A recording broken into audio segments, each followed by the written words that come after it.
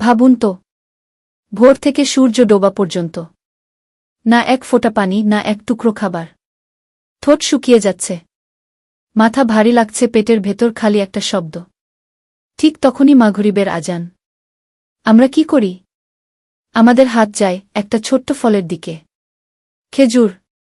কিন্তু কেন? কেন শত শত বছর ধরে পৃথিবীর কোটি কোটি মুসলমান ইফতার শুরু করে খেজুর দিয়ে?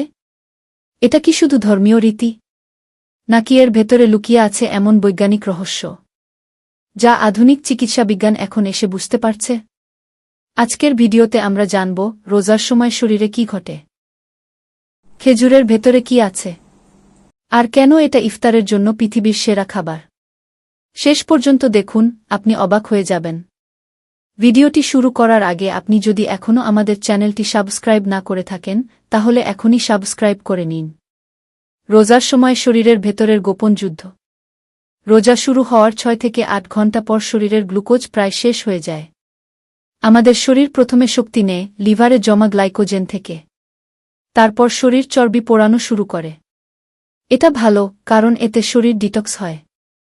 কিন্তু সমস্যা কোথায়? সন্ধ্যার সময় শরীর থাকে শক্তির ঘাটতিতে, রক্তে সুগার কম থাকে, ইলেকট্রোলাইট কমে যায়। এই সময় যদি হঠাৎ ভারী খাবার ঢোকানো হয়, শরীর শক খায়। এই জায়গাতেই খেজুরের প্রবেশ। খেজুর শরীরকে বলে, ধীরে, আমি এসেছি। খেজুরে লুকানো প্রাকৃতিক শক্তির রহস্য একটা মাঝারি আকারের খেজুরে থাকে প্রাকৃতিক গ্লুকোজ, ফ্রুক্টোজ, সুক্রোজ, এই 3 ধরনের প্রাকৃতিক চিনি। কিন্তু এগুলো ক্ষতিকর নয়, কারণ এগুলো প্রাকৃতিকভাবে ভারসাম্যপূর্ণ। খেজুর মুখে দেওয়ার 5 থেকে 10 মিনিটের মধ্যে রক্তে শক্তি পৌঁছাতে শুরু করে। মাথার ঘোর কমে, চোখের ঝাপসা কমে, দুর্বলতা কমে। ভাবুন তো, এত ছোট ফল, এত বড় কাজ। হাদিসে বর্ণিত আছে, রাসূল সাল্লাল্লাহু আলাইহি ওয়াসাল্লাম খেজুর দিয়ে ইফতার করতেন। এটা কোনো কাকতালীয় বিষয় না। মরু অঞ্চলে বসবাস করেও তিনি এমন একটি ফল বেছে নিয়েছেন যা দ্রুত শক্তি দেয়, সহজে হজম হয়, পেটের ক্ষতি করে না। আজকের বিজ্ঞান বলছে, খালি পেটে হালকা প্রাকৃতিক সুগার সবচেয়ে নিরাপদ। 1400 বছর আগে বলা সেই নিয়ম আজও 100% কার্যকর। খেজুর ও পানি নিখুঁত সমন্বয়। খেজুর খাওয়ার পর পানি খেলে কি হয়? খেজুরের প্রাকৃতিক চিনি দ্রুত রক্তে মিশে যায়। পানি শরীরের ডিহাইড্রেশন কমায়। একসাথে এরা কাজ করে রক্তচাপ স্থিতিশীল করে, হার্টবিট স্বাভাবিক করে, পেটকে খাবারের জন্য প্রস্তুত করে। এটা শুধু ঐতিহ্য নয়, এটা সম্পূর্ণ বিজ্ঞান। খেজুর ও হার্টের সম্পর্ক।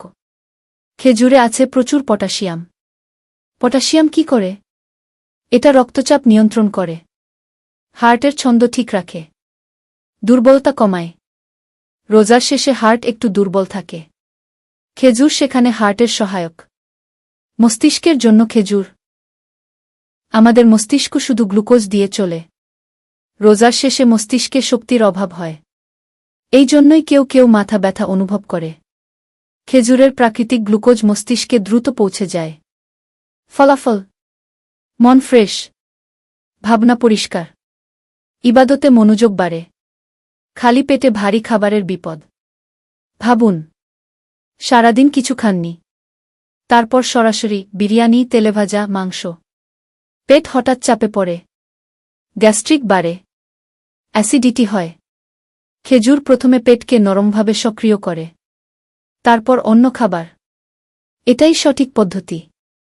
ডায়াবেটিস রোগীরা কিভাবে খাবেন? অনেকে ভয় পান, খেজুরে তো চিনি আছে। হ্যাঁ, আছে, কিন্তু এটা প্রাকৃতিক। ডায়াবেটিস থাকলে একটি খেজুর পানি সহ ধীরে খান, অতিরিক্ত নয়। মডারেশনই আসল। খেজুরের আরও অজানা উপকারিতা।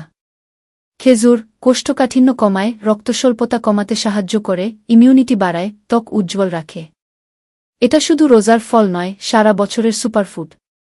খেজুর দিয়ে ইফতার করার মধ্যে একটা আলাদা শান্তি আছে, আলাদা তৃপ্তি আছে। শুধু শরীর নয়, মনও প্রশান্ত হয়। আজ আপনি জানলেন, খেজুর শুধু ঐতিহ্য নয়, এটা বিজ্ঞান, এটা স্বাস্থ্য, এটা সুন্নাহ। আজ থেকে ইফতার করুন সচেতনভাবে, খেজুর দিয়ে। ভিডিওটি ভালো লাগলে অবশ্যই লাইক দিতে ভুলবেন না।